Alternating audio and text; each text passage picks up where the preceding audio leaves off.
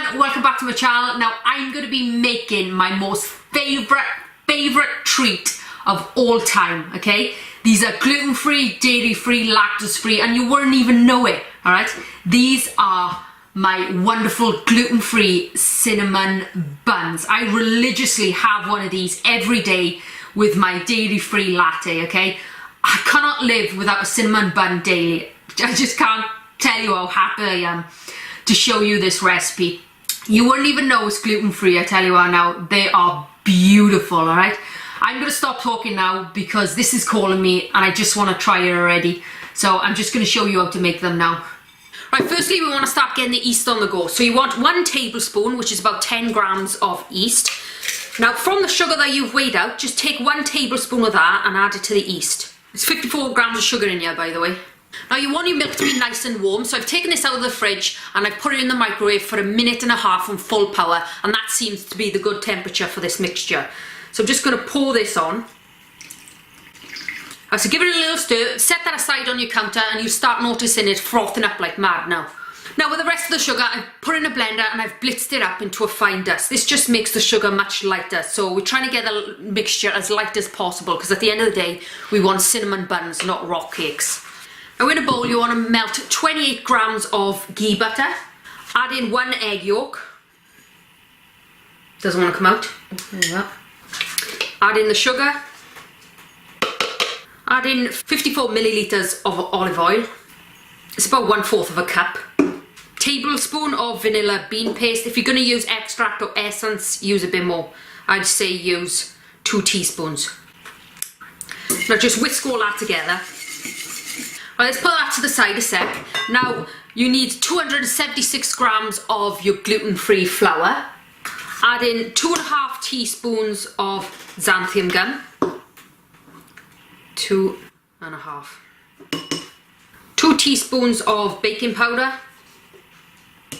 1/2 teaspoon of bicarb. 1/2 teaspoon of cream of tartar. 1/2 teaspoon of pink Himalayan salt. Just mix that around. I've used Dove's Farm gluten-free white bread flour. I just find it works better than all the other gluten-free flours. Now you want to get an oven-proof dish and put boiling water into it. You want to put this at the bottom of the oven just so it keeps the oven nice and humid, so you got that nice perfect environment for the buns to cook in. Now if you take a look at your yeast mixture now that looks like something from Alien. That is crazy.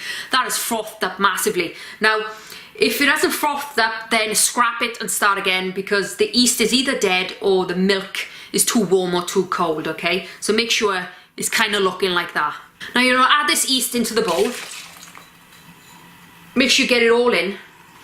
As I give that a stir, make sure it's all combined nicely. You just know when the yeast has risen that good, your buns are just going to rise amazingly. That's a good thing about putting a tablespoon of sugar in with the yeast. Yeast loves sugar. It'll just eat it up and froth up. Now sieve in your flour mixture. Give that a stir around. Now give that a good mix before you add your egg white, because I don't want to over mix the egg white.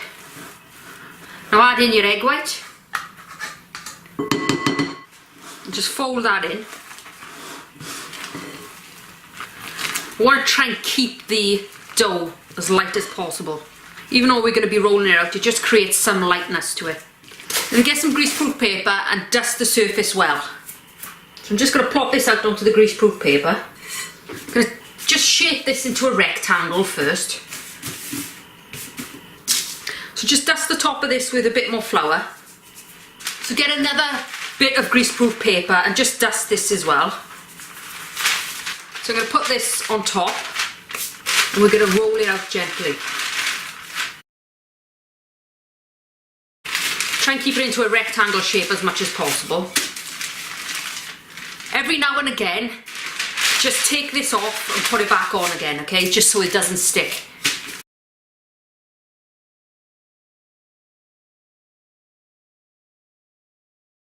So just roll it up to about just under 1/2 centimetre thick. Right, so that's done. So get 2 tablespoons of melted ghee butter and we're just going to brush the surface slightly. So to make the filling, you need 85 grams of light brown sugar and 2.5 tablespoons of cinnamon. Now you want to scatter your sugar mix over. So I'm just going to grab one end and start to roll it. Now I'm not going to push down at all, I'm just going to let it roll itself. What I don't want to do is squash it at all, I want to keep the air in it.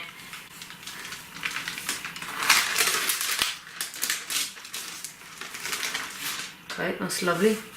Now I'm just going to cut the ends off these. So I'm going to cut this into about 7 pieces. Just do it softly, don't push down on the rolls at all.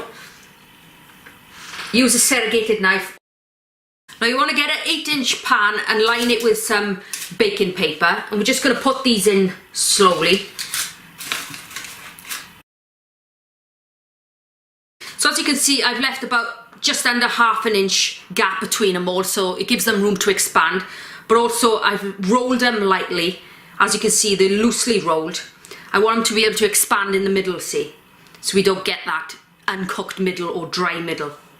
Now you want to cover these with cling film or towel. Now you want to put these next to a radiator or in an airing cupboard or somewhere warm to leave them rise for 1 hour. Right then, these have been rising for about an hour. Now hopefully they've doubled in size, so let's take a look. Ba-da! Ooh! Now that looks good to me, okay? That looks awesome. Now ideally you want to leave these overnight just to rise a bit more, that's what I tend to do. But you can cook them now, so you want to cook them at 200 Celsius for 30 minutes. But for the first 13 minutes you need to cover them with foil. It's just to stop them from browning too much. Woohoo! They're done. Now they look absolutely Moorish, look at that. They look cracking. Now if you notice when I squeeze them, they're still puffy, which means there's still a lot of air in them, which means they're nice and light and gorgeous, okay? Now, they haven't browned on top either, which is brilliant. But now we're going to start making the icing, and then I'm going to try them. So to make the icing, dead simple, just get 70 grams of powdered icing sugar. Just sieve that in, so we don't get any lumps. 1.5 tablespoons of water, and 1/2 teaspoon of vanilla bean paste. And just give that a mix around.